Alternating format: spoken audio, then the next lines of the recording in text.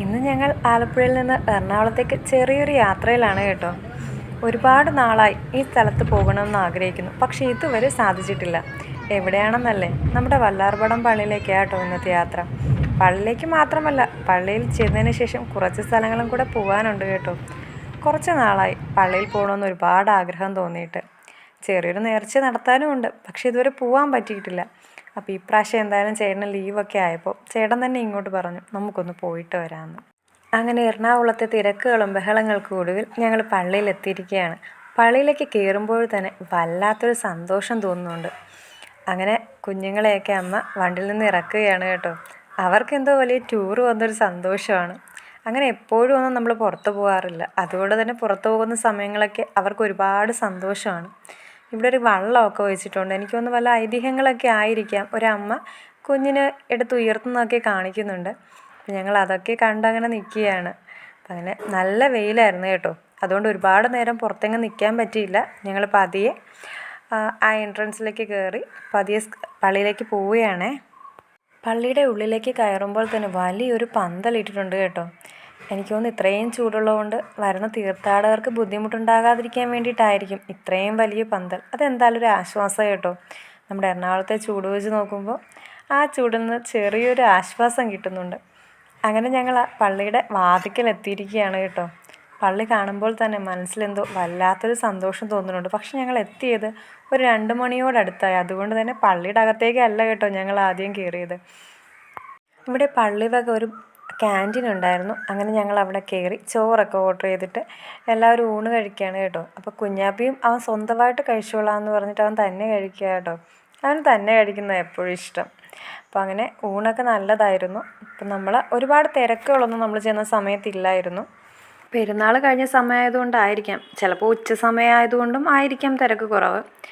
നമ്മുടെ ക്യാൻറ്റീനിലാട്ടോ തിരക്ക് കുറവ്. പള്ളിയുടെ അകത്ത് ആവശ്യത്തിന് ആൾക്കാരൊക്കെ ഉണ്ടായിരുന്നു. അതിലൂട്ടനാണെങ്കിൽ ഉപ്പ് കുറവാണെന്നും പറഞ്ഞ് ചുമ്മാ ഉപ്പെടുത്തിടുന്നുണ്ടായിരുന്നു. എന്തായാലും നമ്മൾ ഊണൊക്കെ കഴിഞ്ഞ് പുറത്തിറങ്ങി ആദ്യം പള്ളിയുടെ അകത്ത് കയറുന്നതിന് മുൻപ് ഒരു ചെറിയ അക്വേറിയം പള്ളിയുടെ പുറത്ത് സെറ്റ് ചെയ്ത് വെച്ചിട്ടുണ്ടായിരുന്നു. അങ്ങനെ കുറച്ച് നേരം നമ്മൾ ആ മീനുകളെയൊക്കെ നോക്കി നിൽക്കുന്നുണ്ടായിരുന്നു. ആ അക്വേറിയത്തിൻ്റെ ഉള്ളിൽ തന്നെ 2 പേര് വലയിടുന്നതായിട്ട് ഒരു ചെറിയ വള്ളമൊക്കെ വെച്ചിട്ടുണ്ടായിരുന്നു.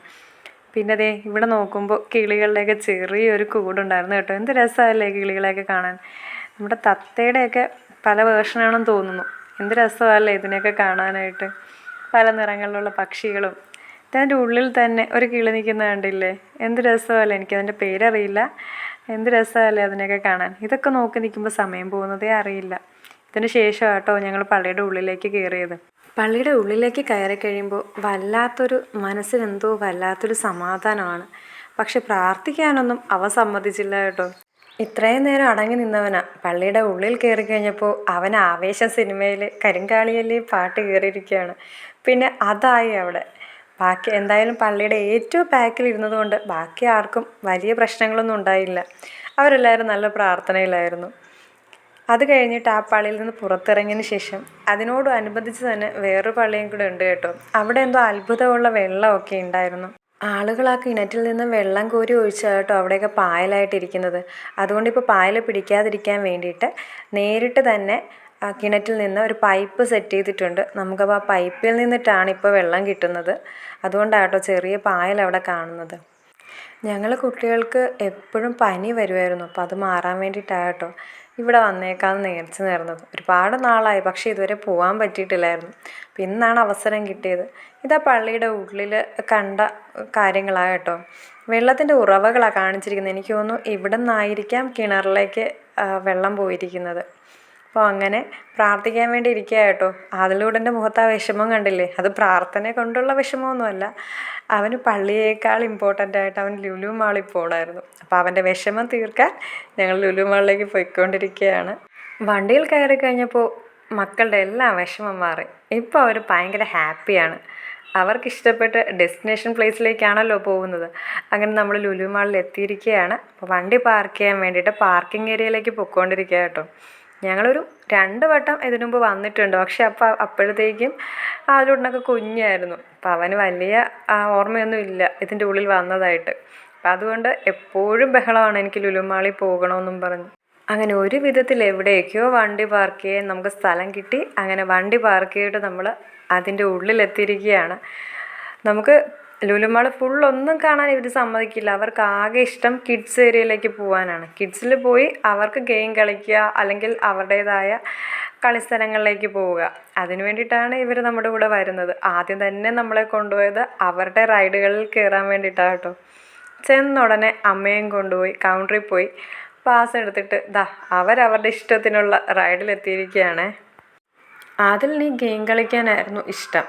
അവനെന്തോ വലിയ ഒരു ബാക്ക് റൈഡറിനെ പോലെയായിരുന്നു അവിടെ. കുഞ്ഞാപ്പിനെ കൊണ്ട് ഇരുത്തിയിട്ടുണ്ടായിരുന്നു. രണ്ടുപേർക്കും ഒരുപാട് ഇഷ്ടമായി. ഒരുപാട് നേരം അവിടെ സ്പെൻഡ് ചെയ്തു. എനിക്ക് തോന്നുന്നു ഏറ്റവും കൂടുതൽ സമയം നമ്മൾ സ്പെൻഡ് ചെയ്തത് ഇവർക്ക് വേണ്ടിയിട്ടായിരുന്നു. ഇവരുടെ സന്തോഷമല്ലേ നമ്മുടെ സന്തോഷം. എന്തായാലും ഒരുപാട് നേരം നമ്മളവിടെ ചിലവഴിച്ചു കേട്ടോ.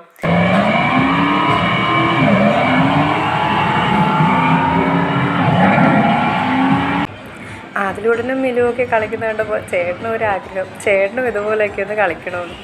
അങ്ങനെ അതിനോടൊപ്പം ചേട്ടനും കയറിയിരിക്കുകയാണ് കേട്ടോ. എനിക്കിത് കാണുമ്പോൾ രണ്ടുപേരും കൂടെ മസാജ് സെൻറ്ററിൽ ചേർന്ന് എന്തോ മസാജിനിരിക്കുന്ന പോലെയുണ്ട്. അവരുടേതായ ലോകത്ത് മിലു കണ്ടില്ലേ, സ്റ്റിയറിങ് പിടിച്ച് തിരിച്ചും വലിച്ചും കളിയാട്ടോ. അവർ ഭയങ്കര ഹാപ്പി ആയിരുന്നു. അവരുടെ സന്തോഷം കാണുമ്പോൾ നമ്മൾ ഹാപ്പിയല്ലേ. കുഞ്ഞാപ്പിയുടെ സന്തോഷം കണ്ടില്ലേ, ഇതല്ലേ വലുത്.